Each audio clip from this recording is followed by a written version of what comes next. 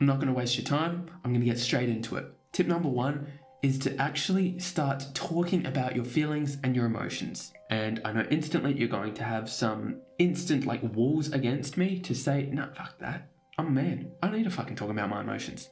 Fuck. I don't need to do that. But hear me out. Hear me out to what I actually have to say. The times in my life where I have personally made the most improvement in my mental state has been by talking to other people.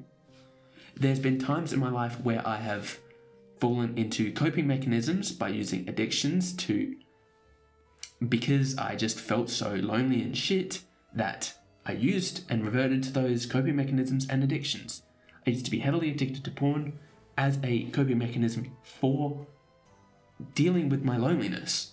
But if you can deal with the main, when you're going to the doctors, you don't want your symptoms to be treated. You want the underlying, disease to be treated. Because otherwise, those symptoms are going to just keep coming back, aren't they? We need to actually tackle the underlying problem. And to do that, the best way I've found is to actually talk through your emotions. Get someone you actually trust. Get someone so there's normally two people. Two types of people. There's the person that's listening just to talk, and then there's the person to actually listen to understand you. You need to talk to the person who's actually going to understand you. The person that's just going to listen to talk, you barely get any benefit from talking to them. It's about them. It's not fucking... You know the type of people I'm talking about, don't talk to them. So you want to find someone who you can be open to, and then have a deep conversation. Cry.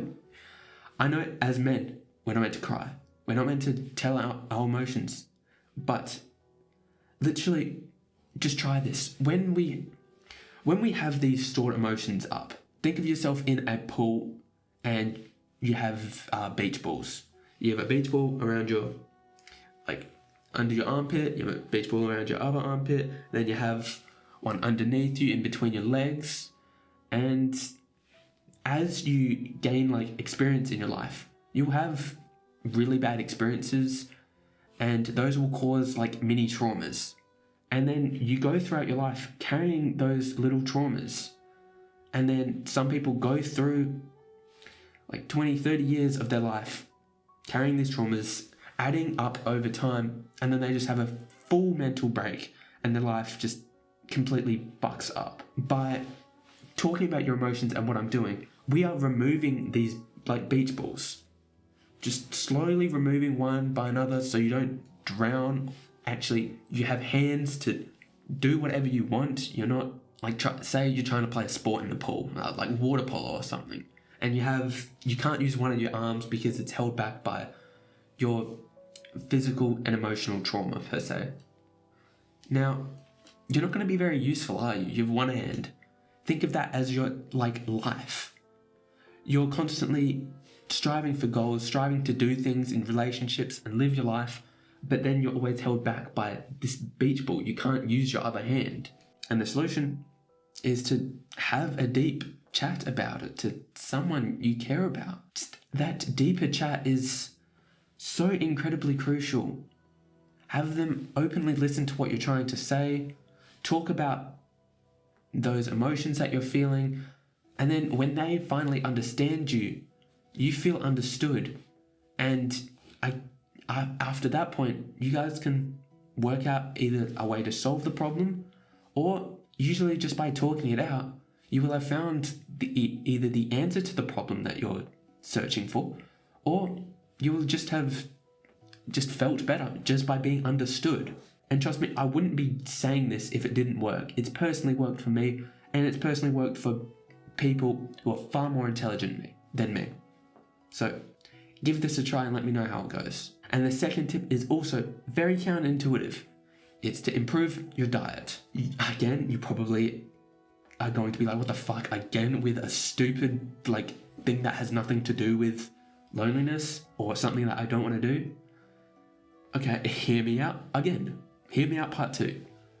Okay, so your diet contributes so much to your mental health. Have you ever had that feeling of like brain fog where you just feel like there's fog in front of your brain and you just can't think right? That's literally when you consume processed food, seed oils, and shit like that, your brain, your microbiome in your body just sends signals to your brain that says, fucking, that's poison. Stop consuming that, stop doing that. And that is what that brain fog is. I'm probably not doing the best job of explaining this. Just research microbiome health and you should be able to get a more like scientific understanding of it. But TLDR, when you eat processed food, seed oils, and all this shit food, it literally makes your brain act as if it's sending poisons to it, like toxin. And then throughout the day, you're just in that foul mood because of it. Talk out your emotions and fix your diet. Those are the 2 tips I have to end loneliness. But before you go, what is one thing you're currently grateful for?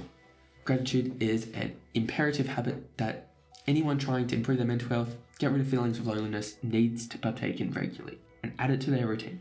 So, let me ask you this. What's one thing you're grateful for? Write it down in the comments, say it out loud, and then feel thankful for it. Right now, I'm grateful for the age that we live in. We have never had access to more information than we currently have. And that's fucking awesome, isn't it? So yeah, that's the video. Like and sub. Thanks for watching. Take care. Bye-bye.